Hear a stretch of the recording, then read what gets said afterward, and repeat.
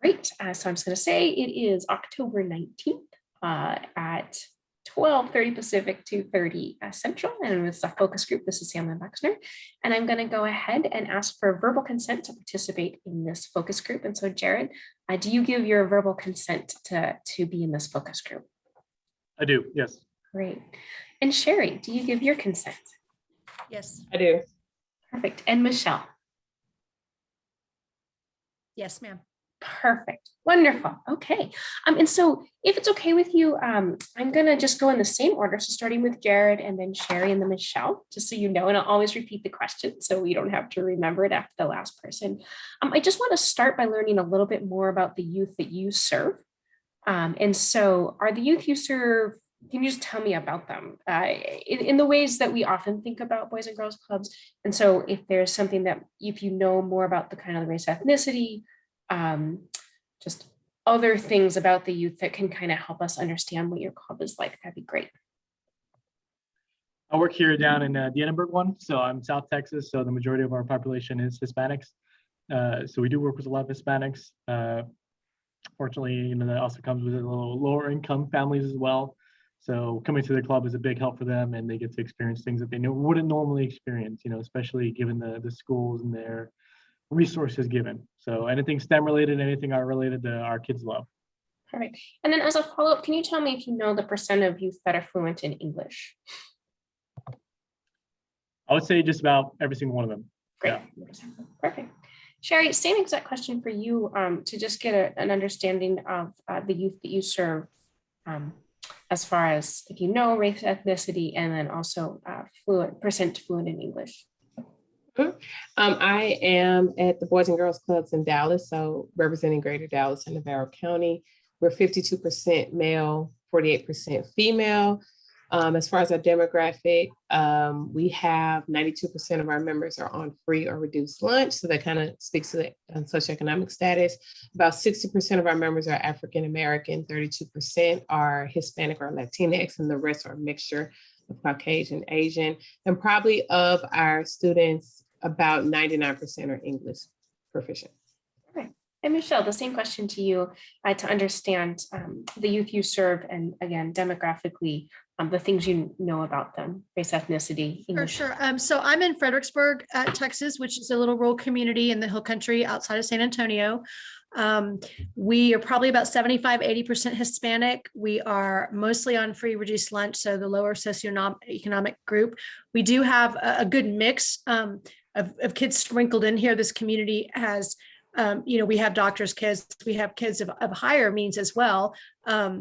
So not quite as many, but we do have them, and the Caucasian, and the rest is mixed, but not that many. And what else? Did I miss something? No, but that's perfect. We just wanted to know English proficiency. Well, what we do have, sadly, after COVID, we were building our older children program, but we have, I think, maybe 3 middle schoolers and the rest elementary, where we had a big team program that I had worked really hard to grow. So we're starting from the bottom up again with the littles. We have a lot of 6 and 7s. It's so interesting. That's something I also saw here in Tucson, that after COVID, it was very heavy on the elementary and less on the middle. So that's interesting. Yeah, the bigger kids just didn't come back. Yeah, I think, unfortunately, right, I think that they figured out they could be at home more, and they didn't want to come and do the programming. We're seeing the same thing. We'll go back to Jared, and now I'm really excited that you already talked about the types of things your youth are interested in. And so I want to learn a little bit more about the science interests in the youth that attend your club. And so what do you know about their science interests, and how do you learn about it? How do you kind of know that? So I'm kind of the STEM coordinator for our unit. So I kind of know about that. I think most of them are interested in engineering aspects. So we have a lot of engineering programs. For a while, we actually ran a 3D printing program over the summer. We have a bunch of Lego programs where they get to build and code their own little robots for competitions. So definitely on the building side, the engineering side of things that they're very interested in. I do think because of COVID and their reliance on technology has kind of piqued their interest as far as technology goes. So I've tried getting them more into computer science and coding their own games and Scratch and all that. Wow. Perfect.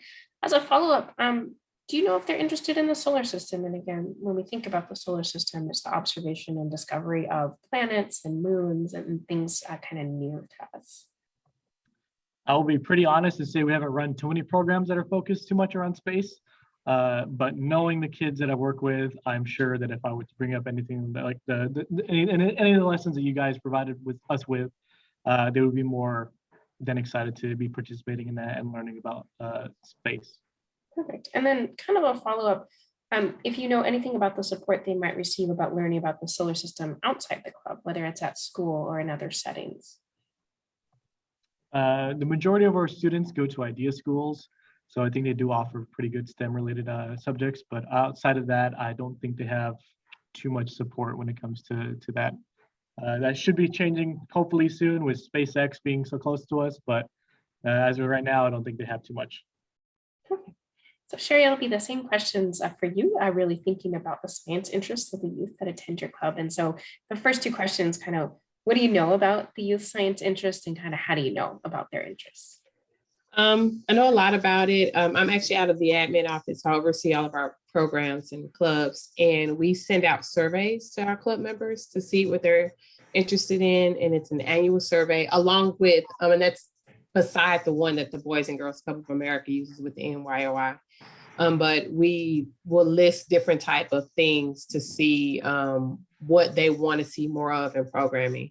We also do post checks, and we'll ask them during programs like, do you like this? Is this interesting to you? Again, just always getting that feedback from them. They're interested in a lot of different things. We've been really engaged in STEM work for the last maybe 10 years or so. And we do space and solar systems. One of the things that we do is during the summer, we have theme weeks, and space is always one of the theme weeks. So what everyone would do is all of their extracurricular experience activities are based on that topic. So they're making, they're attempting to make scale models of the solar system, or they're doing different things like that. So we do a lot of space related things, but we just do a lot of STEM things, period. And most of it comes from the surveys. And then again, it sounds like, but I have to ask anyway, it sounds like, are they interested in the solar system? And then Yes. kind of what might, again, from where you are situated in your club, what do you think they know about the solar system? Well, they think they know everything, but we still find that we do have to teach them some things. They are, they're actually pretty smart because they do get some of that in the school day from their various school districts. We serve about 7-8 different school districts here, and they do talk a lot about it because we work with the schools and we receive some of what they do. But with the younger kids, we find that we have to do more. The older kids, kind of like 3rd grade and up to high school, they think they're smarter, so they know all the answers, right? But the younger ones are pretty open to, like, oh, really? I didn't know Pluto was a dwarf planet, those type of things. But I mean, they're pretty caught up. So we focus a lot on the experiments because they don't really get to do experiments in school. They just kind of teach them the content and keep it moving. But we do a lot of the experiments to reinforce the learning. That's awesome. And then follow-up question, what do you know about the support they receive for learning about the solar system outside the club? Yeah, they get a lot of it at school, but if it's at home or anything outside of it, to Jared's point, I don't know beyond the school or what we're doing if they receive any additional support. But it sounds like that hands-on piece is really what they're getting at the club for sure. With Yes. your youth. Perfect. Michelle, same question for you. Learning about science interests of your youth. How do you know about their science interests? And what do you know about the youth science interests at your club? Well, so we do ask them, but really the way that we build our programming is we did space last spring for 6 weeks. And so we would introduce the topic on Monday, whether it was the constellation, say it was a constellation. So there'd be an introduction to the topic. And then on Tuesday would be an art project related. On Wednesday would be a STEM project related. On Thursday would be a physical activity. We created some kind of indoor or outdoor PE that would relate it, whether it's revolving planets or something like that. And then Fridays would be special. Sometimes that's cooking, like we've done the Oreo moon phases before. So we run our programming like that. So trying to get them interested, even in things they may not be interested in. We did Bodies of Water and did it the same way. We did the Ultimate Journey all last fall and the beginning of spring, and we worked it the same way so that they got to do the art, the STEM. And if they don't love the art, then we tell them, well, tomorrow's the STEM. And the summer we run the same way, except for we do everything every day. So in the summer, we went around the world and we covered a country each week. And so we would have introduction to the country and have STEM, art, physical activity, maybe a PE activity that country uses. It's different from here. And then do it again in the afternoon. And that's the way we keep them interested, even if they aren't interested. Awesome. Is there anything that resonated the most out of all the STEM topics that you're like, man, kids loved this? You know, out of all the topics that we've done, Yeah. or out of the space topics? No, out of all the topics that you've done. I'm sorry. Out of all the topics. I think you've our done. most successful program that we've done was probably the Ultimate Journey, where we traveled through all the park systems, because they got to do dinosaurs and we got to make fossils with clay, and we went all over the country. We made Mount Rushmore by scraping coins, and we did the Appalachian Trail. We made a big trail sign. So that was super successful. I would do that again in a second, in a few years, when we have a new batch of kids. And plus it's a passion of mine. So it was easy to write curriculum and teach. Perfect. And then specifically, are they interested in the solar system, and kind of what do you know they know about the solar system? You know, it's funny, when we did that in the spring, I mentioned earlier in the whole meeting that my kids loved the possibility of aliens. We did a whole segment on, do you think there's life outside of Earth, and they loved that. You know, they like questioning that. Of course, they were silly and they would invent stuff and think of the movies and whatnot. But I think the possibility of that was fun for them. That was probably their favorite. And the projects we came up with that were entertaining and educational. So, and the last question on this section, what do you know about the support they receive for learning about the solar system outside the club?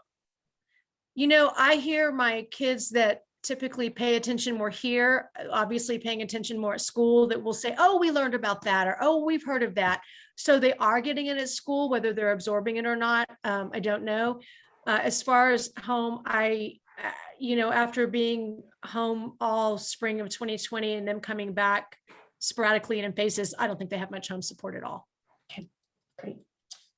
I'm going to go back to Jared, to you, and learn a little bit more about the youth who attend your clubs. And so what you talked a little bit, but I want to have you elaborate. What are the types of activities that interest them? And so be as specific as you like about the things that they really enjoy. Yeah, so there was a couple activities that we did talk about today that we've run in the past. So I know this past summer, one of the activities we had run was a UV house. So instead of a person that they built, they had to build like a little shelter that would protect their UV beads and it would stop it from getting, sunburnt by the ultraviolet rays. So again, building is kind of one of the big things we do. We have a lot of challenges. One of the better challenges we have is our egg drop challenge, and it's mainly for the teens. And that's where they have a set amount of money and they need to spend that money on, the best supplies. So whoever has the cheapest, model that survives is usually the winner, but typically that never happens. And it's usually the one that spends a little bit more money. Another activity I know we've run before that the kids really enjoy is those little aquarium rocks you guys buy at the pet store. They need to build like a little basket that is capable of supporting, at least, 1 pound worth of those rocks without it touching the ground. So again, I think our kids are really enjoy a lot of the engineering activities. As far as more STEM related stuff, like I said, we did run a 30 program for a while during the last school year, just so we can have some stuff to give out to our donors that, the kids actually made themselves. So we were lucky enough to get a grant for some new computers, so they're able to use that a lot. And they really enjoy the technology and the engineering aspects that we have in our club. So that's so great. Related to that, what are the types of kind of instructional strategies, or maybe we would even say pedagogy, that helps them either learn or just keeps them engaged? And so again, you can be as specific, but what is it you notice as far as your strategies as facilitators that really helps? I think really showing them how to do things, like really being hands-on, is definitely something that helps out our kids. So I try being as specific as I can with the staff, as far as instruction wise, so that they can read it and understand it as best, they can. And then showing the kids how to do it definitely helps out. I would say, unfortunately, because of COVID and that slump in the school they missed, a lot of our kids can't read. So definitely having something visual for them helps out a lot. That's really great feedback. Sherry, the same questions for you. What are the types of activities that are really like your youth are interested in? Wow, a lot. Jared said a lot of great stuff. The types of STEM opportunities that we're interested in really right now, we're really into robotics related things. So a lot of drones, a lot of ozobots, and just using spiral balls and all different types. They like to put their hands on things and kind of write it out, and the coding. We do a lot of coding camps. So they're really into that. Anything that can move and maybe do battle bots or something like that. Really interested in those type of activities. But probably our elementary students, they like that side. The middle and high school really love the robotics. The younger kind of lower elementary really love getting messy. So they love anything with just experiments. So they like to see things explode. They like to see, chemical reactions and the changes. So for them, we do a lot of things that, I call them messy, but they're fun, messy. So they love that type of thing. We try to run the whole spectrum of kind of the STEM aspect of things. So we do a lot of technology-based things. We do a lot of engineering and design. Those we really focus on middle and high school students, and they don't always understand why we're doing it until they make the bridge or they make the helicopter or the things like that. And then we do math competitions to really enforce what they're doing and play a lot around with stuff like that. So we try to run the full spectrum of STEM activities. We have here, because I'm speaking for like all 28, we have 28 locations. So I'm speaking for all 28. And some are very into robots and some are very into the science experiments. Some also another big thing are ways that we can put science and art together. They love that. So we'll make like the art bots, and I don't know if it's because it's messy, but they just like the idea of creating this machine that can create artwork and things like that. So however we can take, science and make it relatable to the real world or just even artistic endeavors, we found that those are successful too. Fabulous. And then again, from where you're situated, kind of overseeing the clubs, what are the types of instructional strategies or pedagogy that really help keep students engaged and learn? I have found that we have the most success in STEM programming when we teach facilitators first. So what we try to do is run them through the activities or the lessons that they will teach. And it's hands-on because it won't always work the first time. Or you may mess up and they'll have questions. And we say, remember that, because these are the same questions that your club members will have when you run through the programming with them. So that has been really helpful, because before we would have people doing things, we're like, that didn't quite turn out right. That was a fail. But once we started, specifically for STEM, I'm literally talking about STEM. We do a STEM training with our team so that we can run everyone through the types of things that they can do, and then they get more comfortable. So that helps. We always create examples of what it is first that, they need an example. We tell staff members, make one first so they have something to look at. And we try to have STEM, we try to pick facilitators that are interested in STEM, because it's very difficult to facilitate high quality programming for something you're not interested in yourself or you don't care about. So we don't force our staff to facilitate STEM lessons if that's not their strength. We will, delegate that to someone else. And then because they have a passion and an energy, we always teach our staff to prompt students to be engaged. So even if they don't want to be involved, it's okay. But let's pull you over. Let's sit by the rest of us. Or, maybe if someone isn't super active, we pair them with someone who is, so that they can kind of rub off on each other. And just, we figure out ways to keep everybody engaged. And if they don't like an activity, if, a child is sitting there and they're like, I don't really like this. Well, again, that goes back to feedback. We always get feedback. Well, what would you like to see? And so that helps us tailor it a little better. But probably the biggest help for us has been training the facilitators first before they facilitate any STEM-based programming. And just briefly, I know you touched on this, kind of when you think about the philosophy, and I'm fairly familiar, but since other people may not be, the philosophy of the kind of pedagogy or instructional strategies that you're hoping those facilitators engage the youth in. Well, let me think. Okay, ask the question again so I can make sure I answer. Yeah, for example, right, I'm very familiar with kind of like the active strategies, hands-on strategies, empowerment, Yeah. those types of things. And so Okay. just having you describe that as people Describe are it. thinking, So what we call it is, and people use different orders, but we call it hands, heart, head.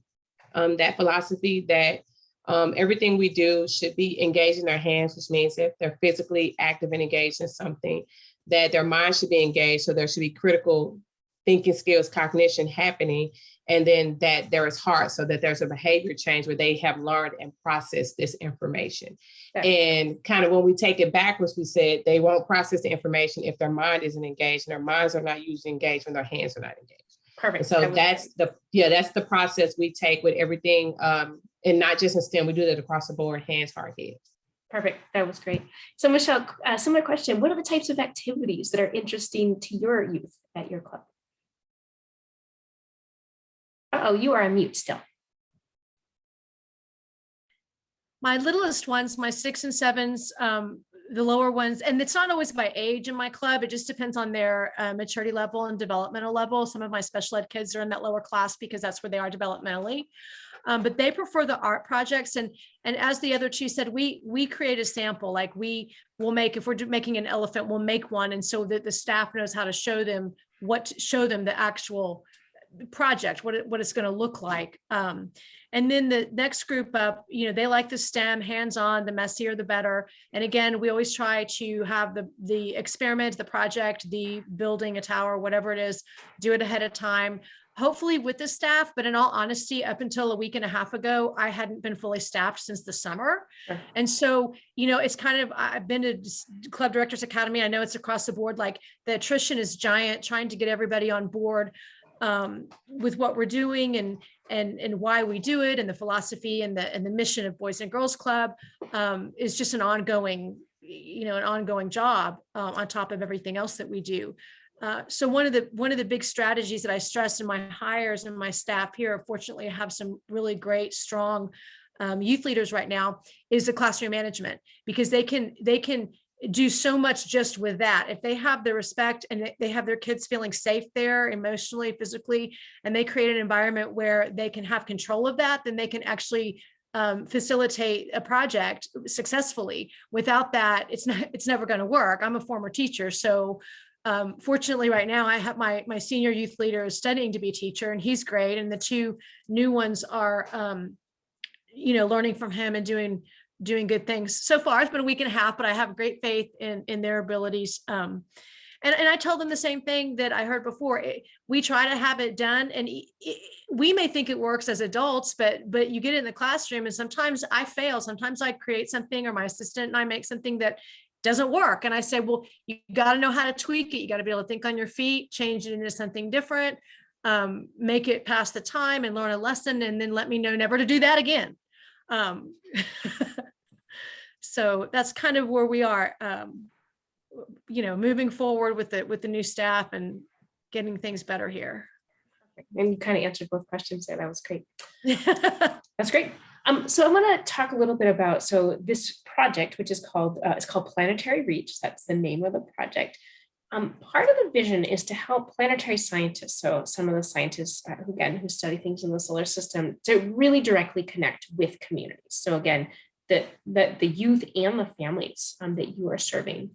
And so I want to learn from you about how you might envision this. And so if you think about it, and not to put you on the spot, so I'll give you a minute to think about it, but if you could collaborate with a scientist, right, directly to improve your planetary science knowledge and instruction, and it can be any piece of that, what would the ideal collaboration look like? Right. So I don't want to say, hey, a scientist is going to do something that's I want you to think very creatively and go, if I had an opportunity to work with a scientist what would that look like that would be of most value again to you personally, to your staff, and to the youth that you serve? Jared, if you, I'll give you a moment to think about it, but I would love to hear. Yeah, let me think about that one. Perfect. I have an answer if Jared is not ready. Okay. Does that work, Jared? I don't mean to jump in. Okay, sure. That would be great. Okay, so this is kind of in a, if we can have whatever we want. Yeah, anything you want. Yeah. Okay, so what I would do is, and I'm gonna give you the backstory a little bit. I went to a museum and they had a Holocaust survivor. It was a hologram of her. And they asked her a zillion different questions. And so it was interactive and you could walk up to her and ask a question and she would pull from her database and answer. So I would love to have that type of thing for this genre of science about solar systems and planets, where someone or a series of scientists just answered a zillion questions that kids or we would think to ask. And so you could basically ask it a question like, what is the weight of, Neptune? And it would say the weight of Neptune is. So something to be able to like answer, because I don't know about you all, but we get a lot of random questions when we're facilitating programs and you're like, I don't know the answer to that. Let me look it up. But it would be great to have some type of database that had all of this like random information of questions that kids would ask. And even if it was just like a cute little video or a hologram type thing that would answer the question, or even on a simpler scale, maybe just like a FAQ, just questions, like we could submit questions and then they could answer them. That would help us in our programming, things that kids may ask that we could have a quick answer for. Great, that's perfect. Jared, do you want to tell us about what would your ideal relationship with a scientist look like? So I know last summer we had actually gotten quite a few, not scientists, mainly people from like history museums and all that stuff, firefighters. So in the past, what I've noticed is that kids kind of have a hard, at least our kids, have a hard issue coming up with questions or asking questions that are on topic or, getting involved. So I think one of the biggest things that I could probably use is, a scientist that has stuff to show them, so they have something hands-on to mess with and all that. And I know that's kind of been hard to get a hold of considering COVID and all that. It's very difficult for anybody to do hands-on stuff anymore. A lot of the resources we used to have are no longer doing in-person events. But I want to clarify, it would be ideal for you to have scientists or multiple scientists actually come and do things with your youth in person. Yeah, in person. Okay. Or the way I see it, unfortunately, a lot of our staff is more art-oriented. I'm one of the only STEM coordinators here. So as much as I can do as far as giving them supplies and resources and lesson plans, oftentimes the lesson plans fall short because there's some misunderstanding or staff doesn't know how to do it. So I would say one of the second biggest things that we could probably use is training by some of these guys to give them just basic training over, some basic concepts of science and STEM, so that staff have a better understanding of the work they're, having their members do. And how often would be ideal, right? Because again, you have lots of programming. And so, would in your perfect world, would it be having a scientist there every week or twice a year? What would be ideal for you? I think 3 times a year, I think would be okay for that kind of programming, that kind of training for them to get done, just because, we have staff in and out. We have staff that, will be here only for the summer. So, hitting those 3 times, beginning of school year, end of the school year, and the start of, during the summer would definitely be a big help. Michelle, how about you? If you could collaborate with a scientist to improve your planetary science, your staffs, or work with youth, what would that ideal relationship look like? So one of the things that we did a lot before COVID, and we did once this past summer, is we built up the lessons to a special event. This summer, at the end of our 8 weeks, 8 different countries, we had a cultural festival. And the kids were responsible for booths, and they were responsible for each country had their thing that they were selling, so we had the opportunity to deal with money and remembering what the countries were about. But when we build up to a special event, and that could mean in the past, even before I was director here, and I've been here 4 years, they would go on camping trips, maybe building up to something like the camping trip the night of a meteor shower, or that we could see things clearly. Building up to that gives them a focus. And some of my even most challenging members, when they take on the responsibility of being in charge of something, all of a sudden flourish with wanting to learn. And so I would love to create, without budgetary constraints and other things of that nature, create a goal at the end of the program in mind where they would build up to that. Like I said, we did it on several occasions. We hosted a lunch. One of our fundraisers sold it to 20 ladies, and we cooked it, we hosted it, we served them. They came in the club. This was before COVID. And it sounds simple, but there's a lot of life lessons that go into that. And then we made money for our club as well. But the kids just loved it. They loved being the maitre d' and the server and the cook, and they wore chef outfits and had entertainment. So it was a wonderful opportunity to put what they learned to use. And I think that would go wonderfully with the space curriculum. That's so clever. So I want to go a little bit farther. Imagine that there are these scientists, right, who would come and work with the youth. I want you to think about vetting a scientist, right? So let's think about getting the right person for your club. And so if you could vet a scientist to facilitate learning with your youth, what are the things that you're looking for? So what would you want him or her to know about you, about your club, and about your youth? And what would you want to know about them? I think these are important things as we think about this kind of matching. Jared, do you want to start?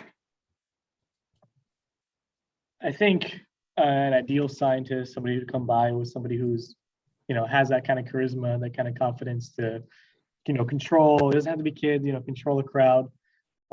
Something to know about the kids, something, they're obviously not going to be perfect. A lot of our kids nowadays are really hyperactive. So just being able to roll with the punches and, getting that stuff done and knowing what kids at, separate age levels can kind of understand and grasp, what concepts they are aware of. And as far as the stuff knowing about our club, just kind of our resources, what we're capable of, and just kind of our geographical area.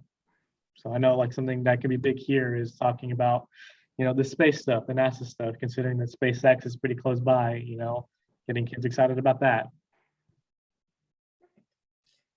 Trey, how about you? If you could vet a scientist to facilitate learning with your youth, what would you look for? What would they want you to know? What would you want him or her to know about you and about your youth?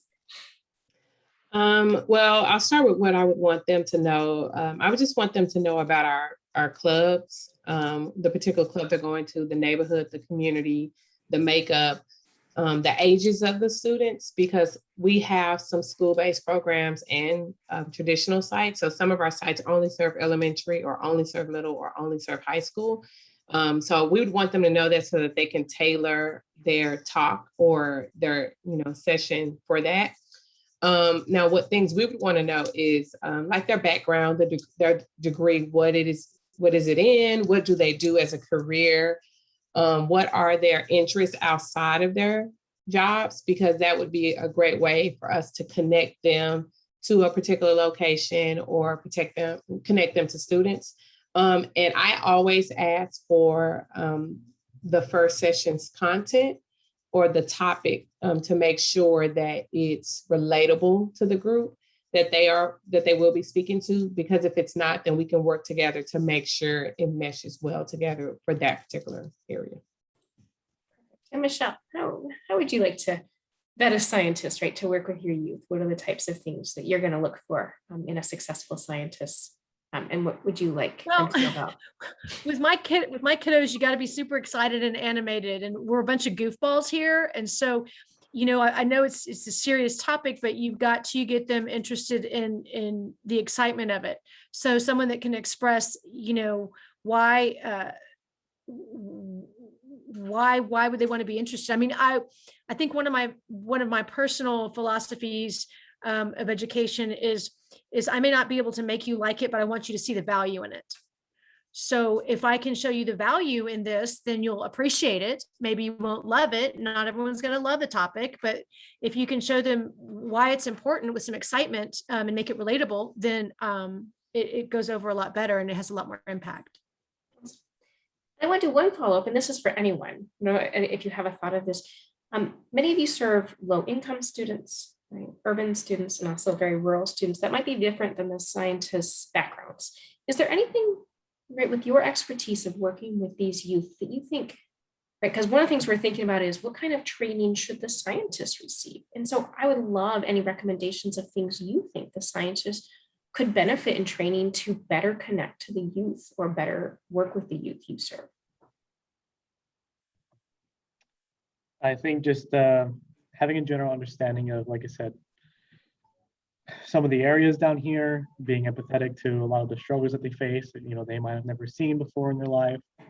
I don't think there's any specific training I would say that they can go under, but just being an understanding person is pretty much all they need. Okay, Sherry, what about you? We actually onboard our volunteers. So even if it's a scientist that's coming in, we try to onboard them with a facilitation session.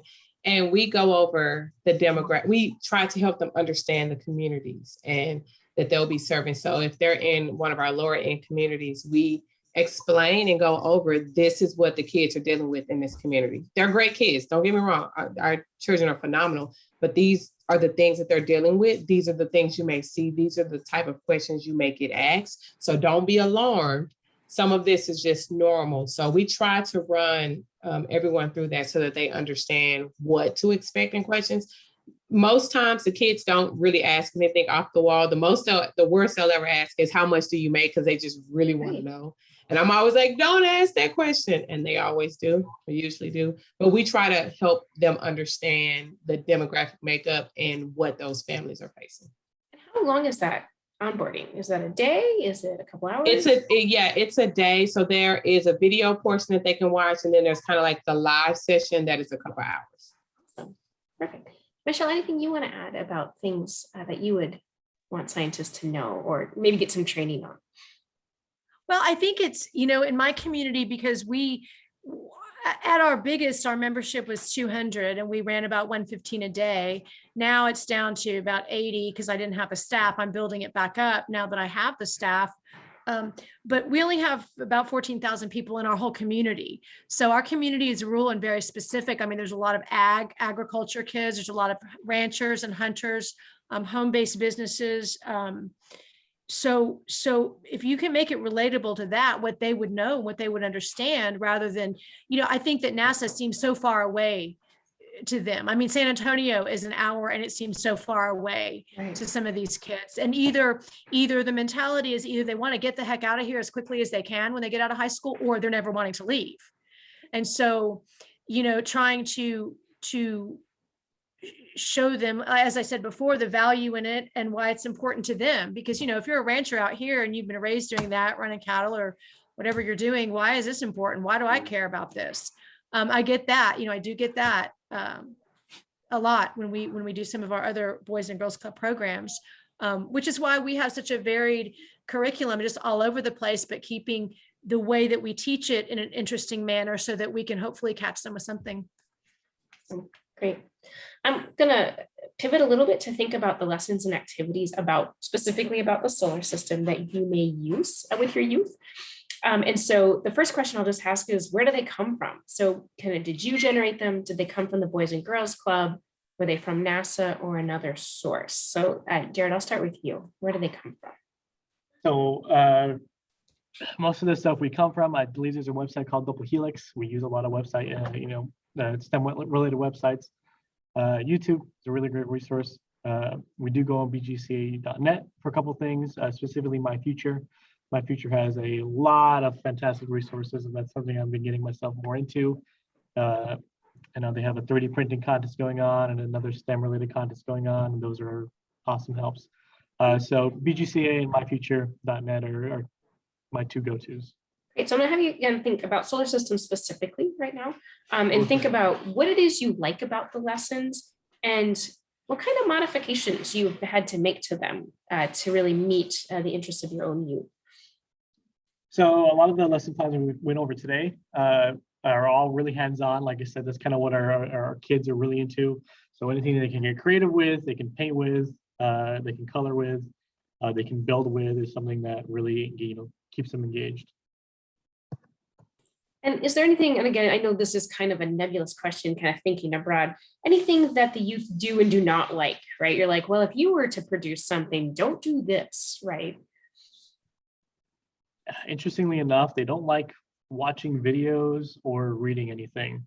So they kind of have like, I'm not sure what it is because I mean, it's a video, that short attention span, and they can't pay attention to it because they're not actually doing anything. They're just kind of sitting there watching something. Great feedback. So Sherry, same questions, where the lessons specifically again about kind of space science or solar system science come from, and what you like about them. The lessons are mainly coming from the internet. We do a lot of internet research, and then there's a portion of them that we create ourselves. We have some creative employees, and they'll take the topic and they'll think of a way that they can creatively facilitate this. Like, oh, you know what? I'm gonna talk about Mars, but I'm gonna do it this way. And so it turns into a lesson. So we do give them the ability to do that. So mainly the internet and just out of the brains of the employees. Perfect. And when you say the internet, they're kind of like Googling and like They're saying, Googling Got it. everything all over. They're using Okay. tons of websites. The list would be long. And then same thing about the modifications, because it sounds like really they're producing these things. And so what are the modifications that they're making to the activities? Yeah, the main thing that they're doing, they're figuring out ways to make it hands-on. So how to make sure this is something where the hands, heart, and head are engaged, but they also add a lot of arts. So because we found with the K2 group, the younger group, that they love anything that's arts related. So it's how do we make something, like how do we turn this into a real life thing? That's what a lot of the modifications are. How are we going to make the solar system? How they love the cookie, right? But I think it's just because they like Oreos, but it's something they can see. So that's a lot of what we do. Perfect. And then same question I asked Jacob, like, what are the things that youth seem to like and what do they really dislike about the lessons? They dislike lessons that require someone to talk for a really long time. Again, to Jared's point, attention spans are short. And so they don't want anyone to stand up there and talk to them for 20 minutes. I think also there are some lessons that are above, they kind of go over the heads of students sometimes. And so, because we don't think that a topic that some may say is just for teenagers. We're like, well, the younger ones may want to be exposed to this as well. So we have to figure out a way to kind of make it relevant or put it in a way that they understand. But they love, again, anything hands-on. Our kids like videos, but like Jared stated, they don't like long videos. So you kind of have like a 3-4 minute cap on a video. And then after that, it's getting just a bit too long for their taste. So they don't mind that. But yeah, they love, again, anything where they can build. If it's something they can build and make a model, especially when you're thinking about this solar systems and all of that, planets and all of that, they can make a rocket or, a diorama of the solar system. They love that type of stuff. They love to paint and just want to make their own version. Sounds great. Same question for you, Michelle. So again, where are you getting your lessons about space science, about the solar system? And you're on mute. Oh, Michelle, you're still on mute. Sorry, my staff was coming in and out, coming in for the day. And I'm like, no worries. Get out. I get it. So we created all, I sometimes use Boys and Girls Club things for a framework, but I have found that, because there's so many different looks of a club, it's impossible for them to hand down things that are going to work everywhere. Right. And so I've even abandoned some curriculum. We did it this fall. We started with career launch and it just wasn't working. So we worked double time to create something new last minute and we're finally caught up. But anyhow, so we create most of it on our own to make it specific to what we know our kids like.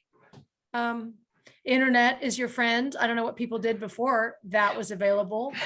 Because I did the Oreo moon face thing and that came from the internet and I saw Right. that today again, which they loved. So, And then what are the modifications that you end up making? In well, general? just to make sure it engages them and is exciting. They don't like to read. When we did brain gain a few years ago, they did not like it. It was reading heavy. You have to trick them into reading. You cannot set them down with a book. I came from another club before I was here, and that club would have reading time in the summer for like 45 minutes, and the kids would sit there and read. My kids here would never do that. There would be an uprising. I mean, it's crazy. And the same videos, long videos don't work. It has to be short and really attention getting. So just making sure it's something that's going to capture them and not, if they don't like it or they're not paying attention, they're not going to get it. Awesome. I know we're getting to the last just several minutes here, so I'm going to kind of wrap up and think about having you reflect on what resources or supports, and this can be as broad as you want, would help you include more planetary science. So again, thinking about solar system science in your programming, and you can be as specific as you like. And Jared, I'll start with you. Sorry, can you repeat the beginning of that? Absolutely. So what resources or supports would help you, right, would support you in providing more planetary science programming with your youth? So I think just as far as resources go,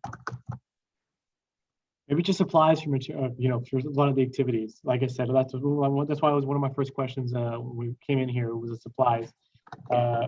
Because I can totally run this stuff with our staff here, our members here would love this kind of stuff, but a matter of getting those resources, supplies together so that staff actually have stuff to work with instead of them scrounging for materials around the club definitely helps. And definitely training as far as STEM goes. We don't have a lot of those, unfortunately. That is mainly just kind of a more of a focus on helping children out mentally and not really too much about programming. We don't focus a lot of programming here. So yeah, supplies. Perfect. So Sherry, same thing. What are the supports and resources that would help you integrate more solar system exploration? Yeah, Jared actually said one of the major ones I would mention, which is training. It's just so critical, and the supplies as well. One thing that I did like about today, which I would love to see more of, is when you are running programs with kids over a long period of time, you run activities with them, and then it's like, okay, now what? Because we've been through this curriculum already. So today they kind of they would tell us modifications that this is how you could do it differently. More of that, more ways to modify existing curriculums to make them different. It's helpful because many of us, especially with Boys and Girls Club, you'll have your kids from year to year. And so you start feeling like you run out of lessons to take them through, which is why we start creating our own. So that type of thing, consistently giving us new lessons, new activities that we could do. And then another resource that would be great is just having access to someone that we as adults and facilitators could ask questions to about the content. I don't understand how to explain this concept to my club members. Can you help me with that? So maybe access to just individuals that we could just ask questions and get answers on that.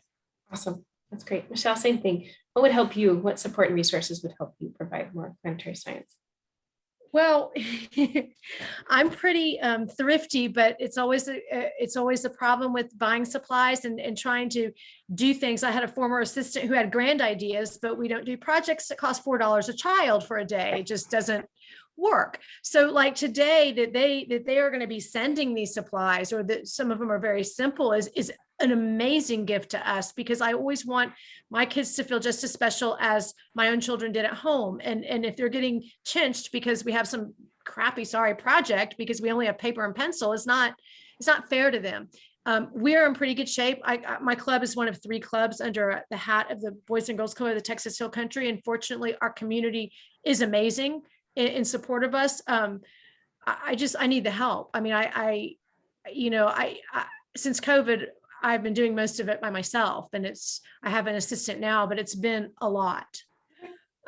It takes the passion out of what we do when you can't experience the joy. And so having the resources around to have the right amount of staff and the right amount of supplies to keep the kids in the safest, best place they can be is probably, if I didn't love the club and love the mission and feel so strongly about what we do here, most of us, we're not here for the money, we'd be gone. We'd be gone. So just keeping up with the mission and making sure that everything we do goes back to that. That's really important feedback.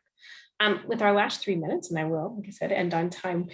Is there anything else you want to share about your youth, planetary programming, anything else that I just didn't ask you about that I should have asked you about? And this is for anyone. Well, I'm really excited about this because, as I said, we did this last spring on my own, and clearly I'm not an expert on space. So these things are a lot more in depth and a lot more probably, I don't know if important's the right word, but my kids were all about the aliens. Maybe I can let them know there's something else that they might want to learn about space. Sherry, I would say, just getting to your point, like, is there a scientist I can ask? I mean, you can always reach out to me, even though I didn't do the workshop, because I have a very deep bench of scientists, and I can also do it, as well as Christine, right? We both work at institutes, and this goes for anyone, of lots of scientists. So you are always, even if no one formally reaches out, I'm telling you, you may reach out to either of us, and we are more than happy to get on the phone with you, or even like Zoom in if there's something that would be helpful for one of us to explain around planetary science, for sure. And join the training Pardon? for staff, and join a training for staff to answer Yeah. the questions they may have. No, I mean, Okay. absolutely. But that's what I'm saying. But that's what we're here for. So, I mean, if you're like, hey, Stanley, I know this wasn't your thing, but next week I could really, I mean, sure, like, let's do it. It's not a problem. Like, I live in Tucson, but it's no big deal. So, because again, I do training for our Boys and Girls Clubs and other clubs, and we're of course here to serve everyone. So I want to offer that, even if you don't hear back from whomever, just reach out, like, do it, for sure. Well, and I found that having a great network of other directors that I met at either Club Directors Academy or even on the Facebook pages has been an amazing resource. So I've actually just Zoomed in with them and said, hey, have you run this program? What do you think? I know your club's different, or found clubs that are similar. Like, I don't know how much Dallas and I have in common when I've got one little tiny rural club, but I'm sure there's someone outside of Dallas that might have a little rural club that we have something more in common. But having someone that sits in the same chair is an awesome gift to share also. Wonderful. It is 1:30 and I'm going to be respectful, so I want to thank you. Please do fill out the stipend form. If you don't hear back about your stipend, Christine is your contact, just so you know. It is not me. But I am going to, again, follow up, send all of this information along. And Jared, I will send that email right now so that we can make sure to find out how you're going to get your materials. I just want to thank everyone so much for your wonderful insights today. Awesome. And I know Thank you very much. programming you. starting, so yeah, I'm so glad you go to the Yeah, I program. gotta go pick up my kids right now. Great. Thanks. Thank you. Bye. Thank you guys.